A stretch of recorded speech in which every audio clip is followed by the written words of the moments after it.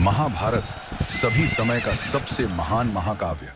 लेकिन क्या आप उस व्यक्ति की कहानी जानते हैं जिसने इस युग के महानतम योद्धाओं को प्रशिक्षित किया था? आज हम गुरु द्रोणाचार्य के बचपन की अनकही कहानी को उजागर करेंगे। कौरवों और पांडवों के पूज्य गुरु द्रोणाचार्य का जन्म महान ऋषि भारद्वाज के घर हुआ था। उनका नाम द्रोण का अर्थ है एक बर्तन में जन्म लेना, क्योंकि उनका जन्म ही असाधारण था। एक दिन ऋषि भारद्वाज ने गंगा नदी के पास एक दिव्य युवती घृताची को देखा। भावनाओं से अभिभूत होकर उन्होंने अनजाने में अपना बीज छोड़ दिया, जो एक मिट्टी के बर्तन में संग्रहित था। इस बर्तन से द्रोणाचार्य का जन्म हुआ, एक ऐसा बच्चा जो महानता के लिए नियत था।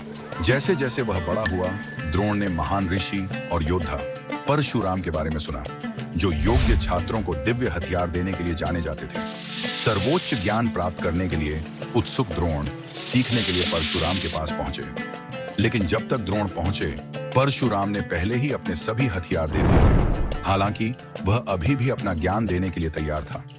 बहुत समर्पण के साथ युवा द्रोण ने परशुराम के मार्गदर्शन में युद्ध, दिव्य अस्त्र और सैन्य रणनीतियों के रहस्यों को सीखा।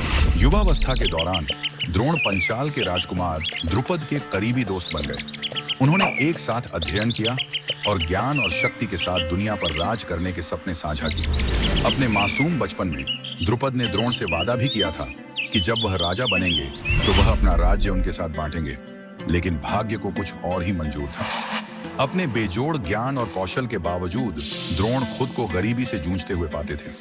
उनका विवाह कृपाचार्य की बहन कृपि से हुआ था और उनका एक बेटा था, अश्वत्थामा। लेकिन उनके पास धन और संसाधनों की कमी थी। एक दिन जब अश्वत्थामा ने अपने दोस्तों को दूध पीते देखा, तो वह भी दूध पीना चाहता था और रोते हुए अपने पिता के पास गया। इस पल ने द्रोण के जीवन को हमेशा के लिए बदल दिया। उन्होंने अपने बचपन के दोस्त द्रुपद से मदद लेने का फैसला किया। क्या उनके दोस्त ने बचपन में किया अपना वादा पूरा किया?